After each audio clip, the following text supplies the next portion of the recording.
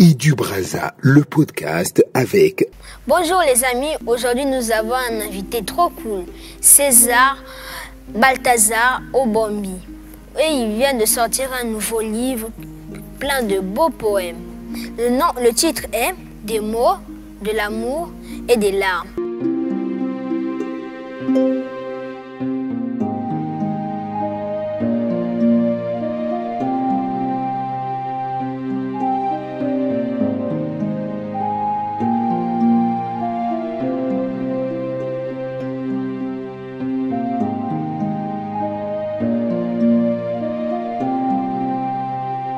Bonjour Monsieur César Obombi. Bonjour Monsieur Axel. Comment vous allez? Je vais très bien. Merci d'être avec nous. Je vous en prie. Monsieur Obombi, Henri Lopez a dit « On lit un livre parce qu'on nous a donné envie ». Aujourd'hui, les jeunes ne lisent pas toujours beaucoup. Même si votre livre n'est pas vraiment pour les enfants, pensez-vous qu'il peut quand même donner envie de le lire? Je pense bien que ce livre va donner envie aux jeunes de lire. C'est de la poésie. Et l'avantage avec les poèmes, c'est que ce sont des textes qui sont courts. Et souvent, les jeunes sont fatigués parce qu'ils lisent des longs textes et à la fin, ils n'arrivent pas à terminer. L'avantage, c'est que c'est des messages qui sont concis et ça permet aux jeunes de lire. L'autre avantage, c'est la musicalité. Il y a la musique qui se lit parce que nous avons des vers. C'est déjà un avantage qui fait que les jeunes auront la possibilité de lire ce livre. Je l'ai écrit quand j'étais encore au lycée. C'est un adulte qui l'a présenté, mais c'est écrit par un jeune, je dirais. Que cela ne t'embête ni ne t'ennuie, mes regrets raisonnables, cette déclaration n'est pensée. Ma raison n'est point contrôlée pour cela. Seulement, je voulais à cet instant vomir, pas pour que j'aborde mon estomac. Tout dévoiler, ce que mon cœur a toujours souffert de toi.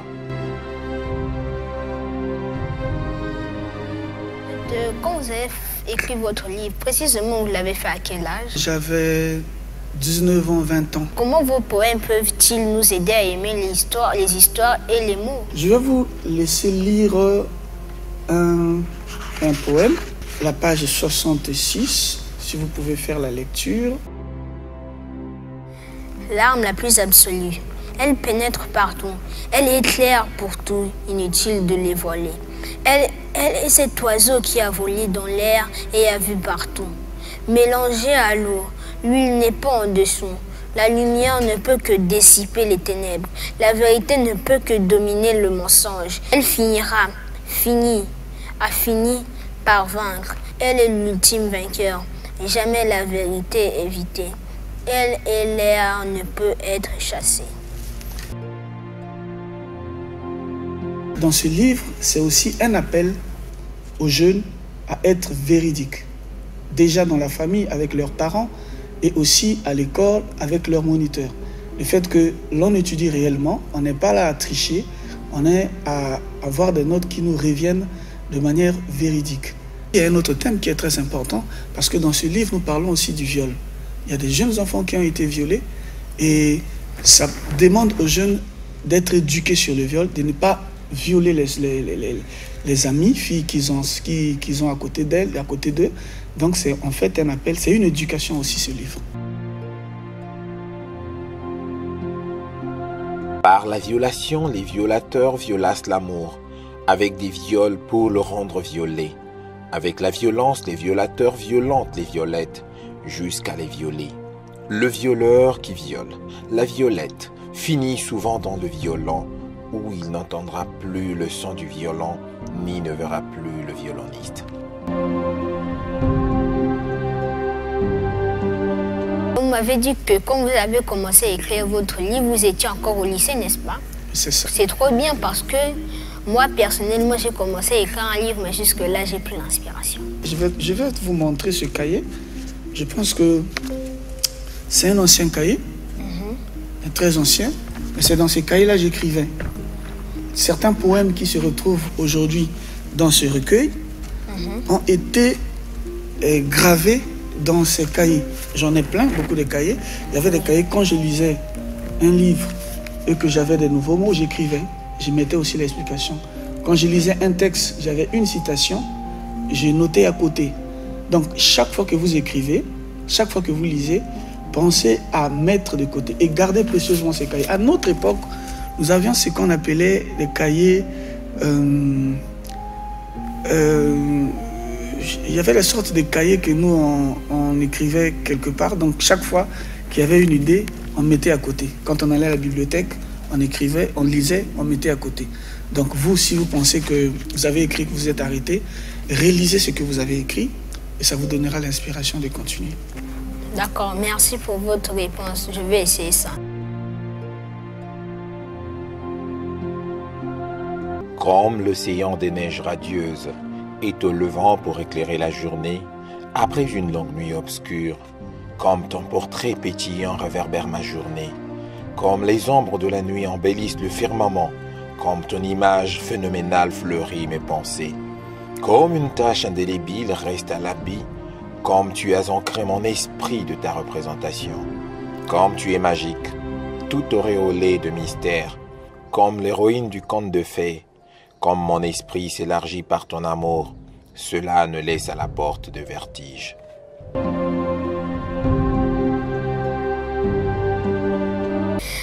Quel livre ou héros vous ont donné envie d'écrire quand vous étiez enfant?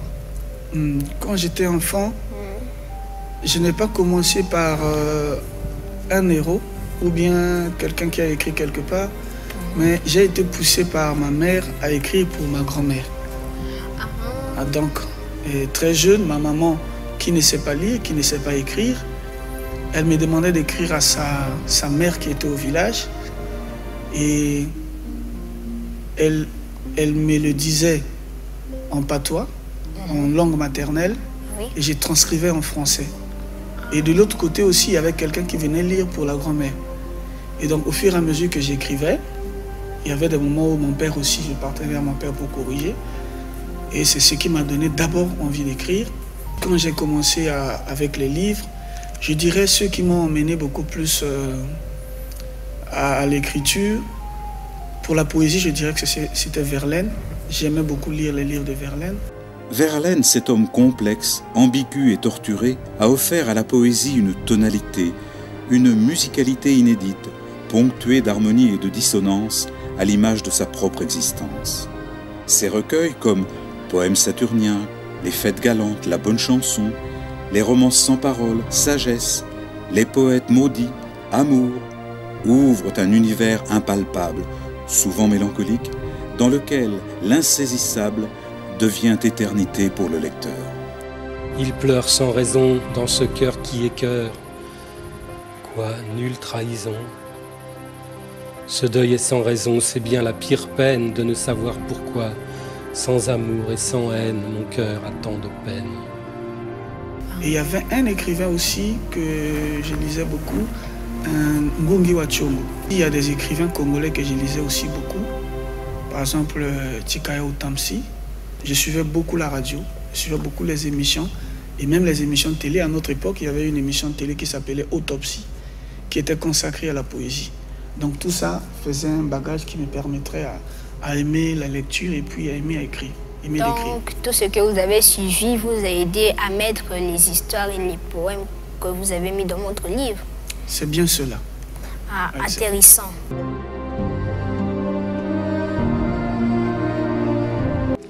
Mère de maman, que vais-je faire? Dois-je me taire? J'ai des remords à cause de ta mort. Ta disparition a causé un choc. Dans mon moi, je n'entends plus ta voix. Tu es parti dans le trou noir, au royaume des allongés, là où il ne fait que soir. Là-bas, la nuit est prolongée.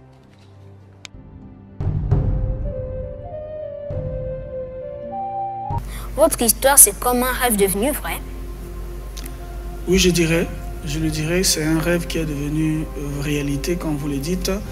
Parce que quand j'écrivais, je savais que ça pouvait devenir un livre un jour, mais je ne voyais pas comment ça pouvait arriver. À tel point que j'ai un ami qui est aujourd'hui médecin. On a étudié avec lui au collège, le docteur Mbola Oyali. que je salue d'ailleurs, lui, quand on était à l'école, il voyait bien que j'écrivais. Alors, à un moment, on s'est perdu de vue, on s'est séparés. Et puis, quand nous nous sommes retrouvés, il a fini ses études, il est devenu médecin, moi aussi, au métier que je pratique aujourd'hui. Il m'a dit, moi, je pensais que toi, tu devais écrire un livre. Il dit, comment? Non, parce que chaque fois, tu écrivais. Et voilà, je pourrais dire que ce n'était pas seulement mon rêve, aussi le rêve de beaucoup d'amis qu'on était ensemble à l'école, qui s'est réalisé. Ah d'accord, pour nous les enfants, mais aussi les maîtresses, les parents et les directeurs, qu'est-ce qu'on peut apprendre de votre parcours? De mon parcours, c'est d'abord l'amour des lettres, l'amour, l'envie d'écrire, et cette passion-là, et ensuite qui est devenue un engagement, parce que j'ai compris que ce que j'ai écrit devait être lu quelque part par d'autres, pour encourager aussi certains qui ont certainement des caricatures comme ça, et aussi pour permettre, par exemple, aux enseignants de puiser de ces livres-là quelques messages qui pourront édifier aussi d'autres élèves, non seulement à l'éducation, la manière de se comporter, et aussi les emmener à écrire, parce que ça fait partie de notre patrimoine, ça nous permet tous de construire notre pays, que chacun écrive quelque part ce qu'il ressent. C'est ce qui rend aussi beau notre pays. Voilà ce que je pourrais dire à l'endroit des jeunes, de ne pas abandonner, parce qu'il y en a aussi, comme vous, qui ont écrit quelque part, qui se sont arrêtés. Je les encouragerai à écrire, parce que moi, ça fait 30 ans après, que j'ai pu éditer ce que j'avais commencé à écrire. Vous imaginez une lettre, une phrase, un mot de 96 qui devient un livre en 2025. Ça a dû prendre beaucoup de temps alors que vous avez déjà terminé d'écrire. Tout à fait. Ça a dû prendre beaucoup de temps, mais les grands projets prennent beaucoup de temps. Quand vous avez le cœur pour le faire, vous arriverez à le réaliser. Merci de nous avoir partagé vos secrets et votre gentillesse avec nous. On espère que plein de jeunes vont adorer votre livre, des mots, de l'amour et des larmes.